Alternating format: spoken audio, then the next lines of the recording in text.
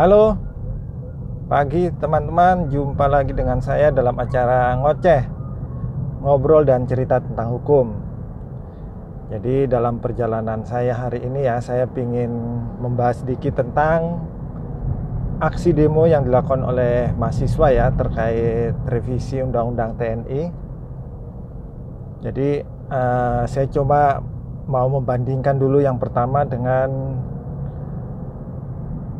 aksi demo tahun 98 ya.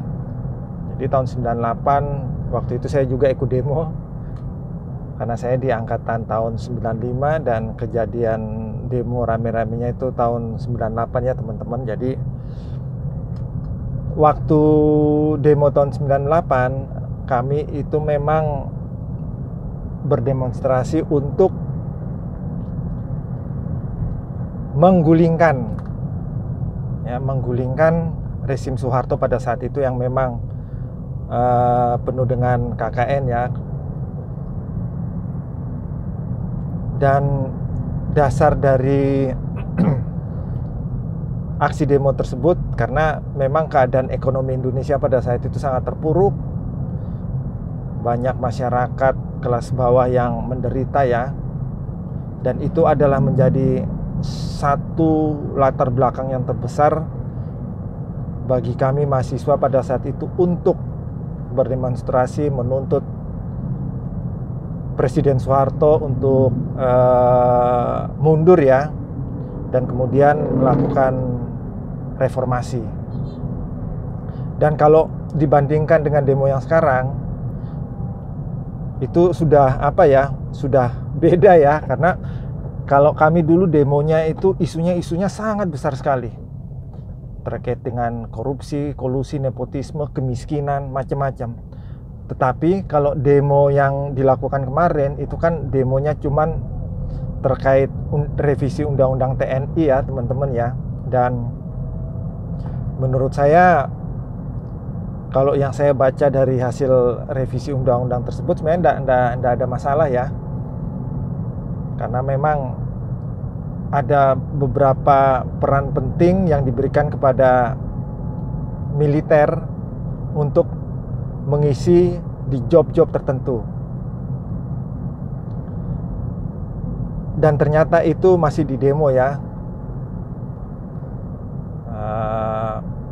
Dan menurut saya gini, logikanya saya ya.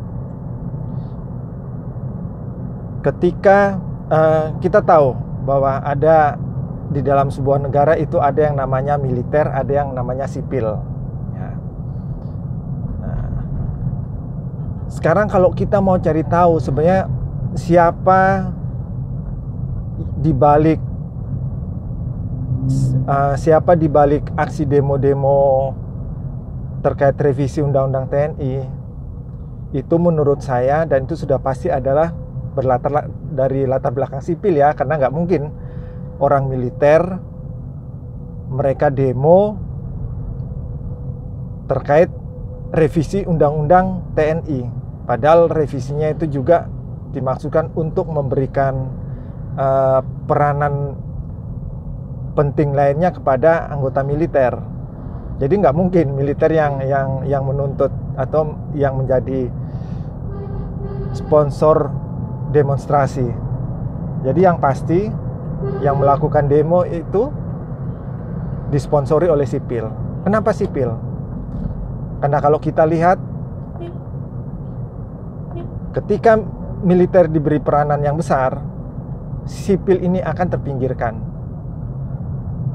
Dan kenapa militer itu sekarang dibuka pintu masuk di dalam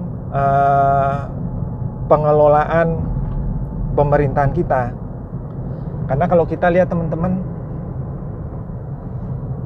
negara kita dari beberapa tahun belakangan ini yang mengurus, yang mengelola itu adalah sipil. Dan kita lihat apa yang terjadi ketika sipil yang menangani, ketika sipil yang menghandle semua permasalahan di negara ini. Kita lihat apa jadinya. korupsi, kolusi, nepotisme, waduh, gila-gilaan.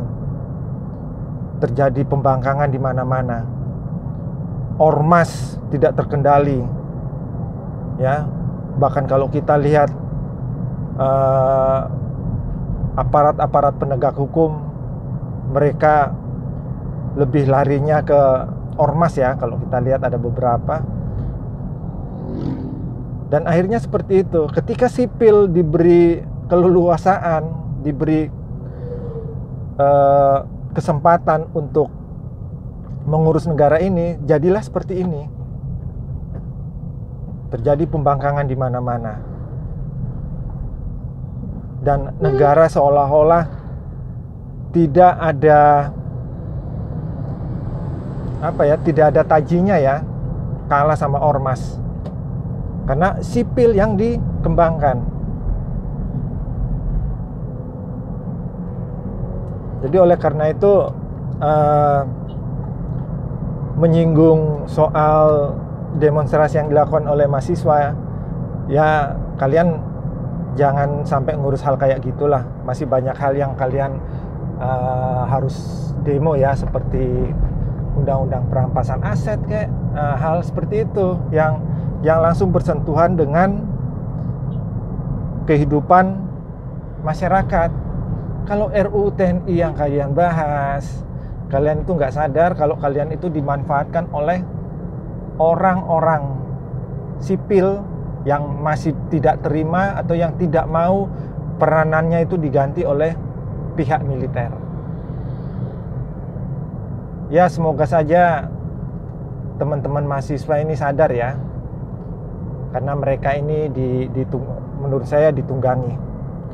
Karena ketika militer diberi tempat, ada yang protes, itu adalah pasti sipil. Jadi seperti itu ya. Jadi semoga saja adik-adik mahasiswa ini bisa melihat sebuah permasalahan itu lebih jelas, dan jangan mau ditunggangi atau dimanfaatkan oleh mereka-mereka yang mempunyai kepentingan dan tujuan politik. Begitu ya teman-teman ya. Semoga apa yang saya sampaikan ini bisa diterima, dan ini adalah pendapat saya sendiri, opini saya. Silakan kalau ada yang tidak terima ya silakan ya.